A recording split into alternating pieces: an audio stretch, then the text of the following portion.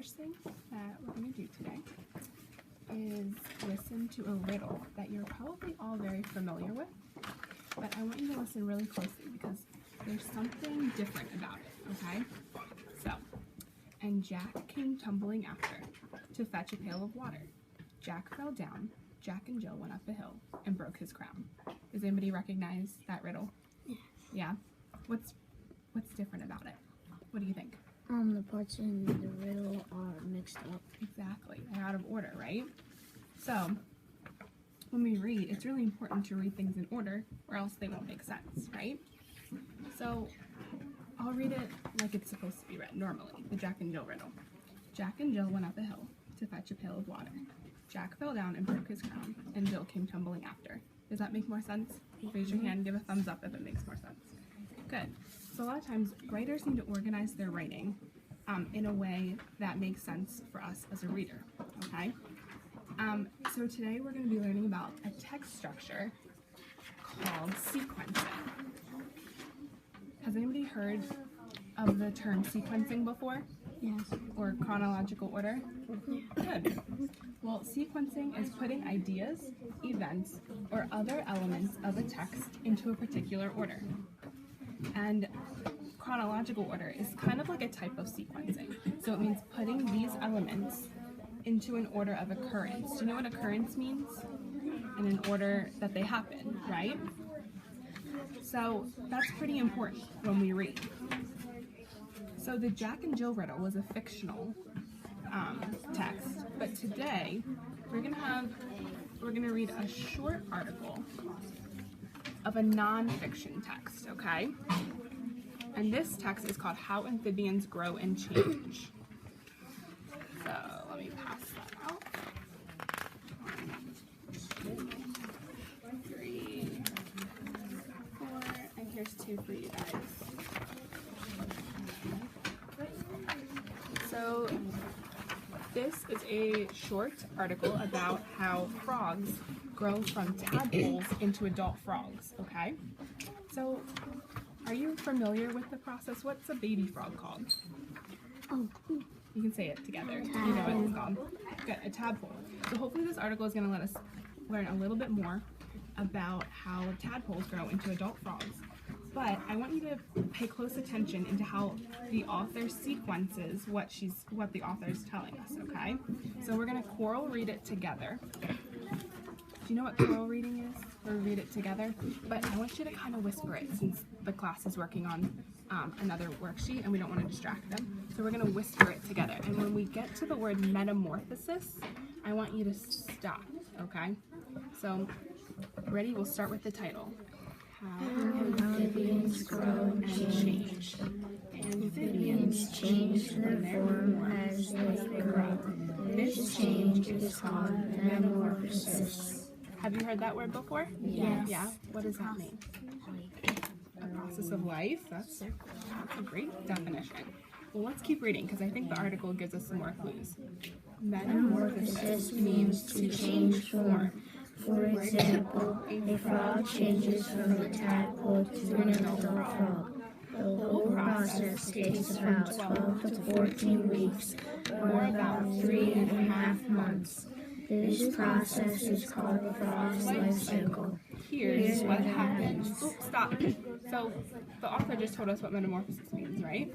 And now she's setting us up for telling us how the frog actually goes through this process of change, right? So let's keep reading. A frog begins its life in water, where the adult frog lays its eggs. In about 10 days, the egg hatches and a tadpole wiggles out. Tadpoles have a tail for swimming and gills for breathing water. In about 5 weeks, the gills disappear and the tadpole grows lungs. Now it breathes in.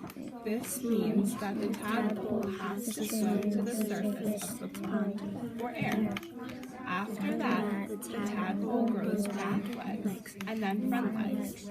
As the tadpole grows and changes, its tail disappears. Finally, the tadpole becomes a frog, or a young frog. Now it can leave the water. In about 3 years, the full-grown frog will be ready to lay eggs. It will return to the water and the cycle will start all over again. Great job, guys. All right. So as I read, I picked out certain clue words that the author included in her article to let us know that she is sequencing the frog's life cycle, okay? So these words that I picked out were begins, in about 10 days, about 5 weeks, after that, and finally, okay? And these clue words help me know what comes next in this order. So can you find these words in your article and circle them? You can look at my example if you can't find them, because I know the copy is a little dark. But begins is right here, if that helps. And then in about 10 days is right under that. And then about 5 weeks later is in the third paragraph, the beginning of the third paragraph. And then at the beginning of the next paragraph comes the fourth clue word after that. And then finally is at the end of that paragraph. After that is... Why is there not in about 3 years? Well, that is after the frog has actually developed, okay? So that's what they do after they're fully developed. But we're just going to pay attention to the first part for now, okay? And lucky for us, the author also included a nice picture flow chart to help us figure out the frog's life cycle. So there's some pictures that kind of go with what she's telling us in the article, okay? So if you look at the steps, they actually kind of match what the clue words tell us. These clue words of begins in about 10 days, about 5 weeks after that, and finally. And I know that to help me remember these steps, I like to kind of organize my thoughts. So this sequencing chart can help us list the steps so that we can remember it even after we finish reading the article, okay? So here, everyone can use a sequencing chart. And we can do the first box together. We're going to fill this out, okay? So what was our first clue word?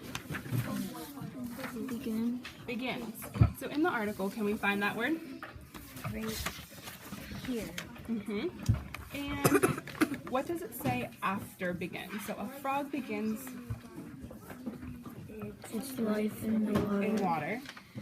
Where the adult frog lays its eggs. Good. So what do you think we should write in our first box? Our first clue word is begins. And then we want... The frog lays its eggs? Okay, yep, that's right. So maybe in the first box you can write a frog lays its eggs. Is there anything else? Any important information? You could even mention that it's the adult frog that lays their eggs.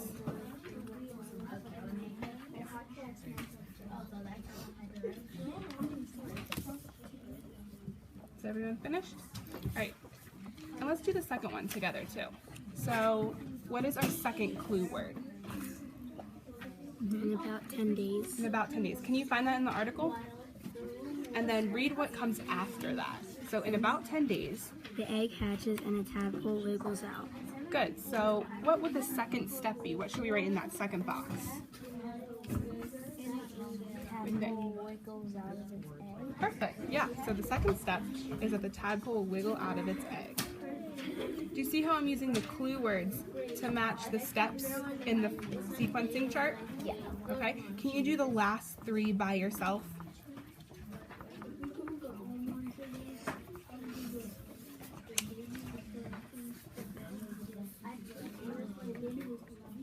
And then we'll go over it together, okay?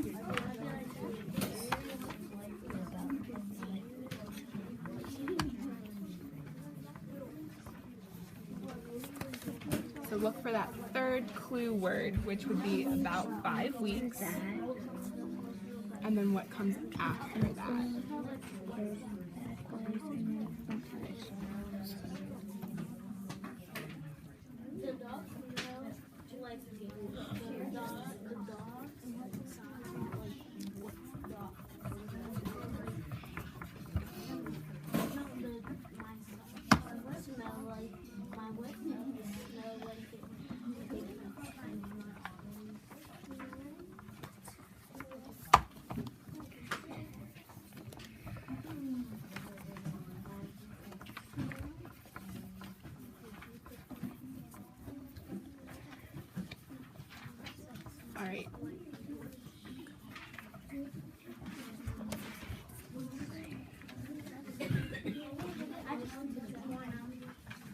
thumbs up if you're finished. Yeah. Are you almost done back there? Okay, most of us are about done. So, in your third box, what did you find? You want to share?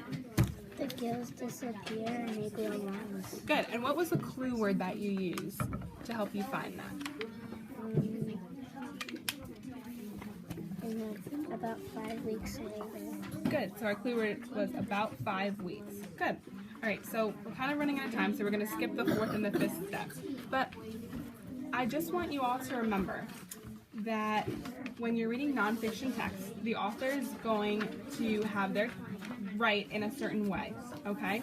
And sometimes it's going to be in a sequential order.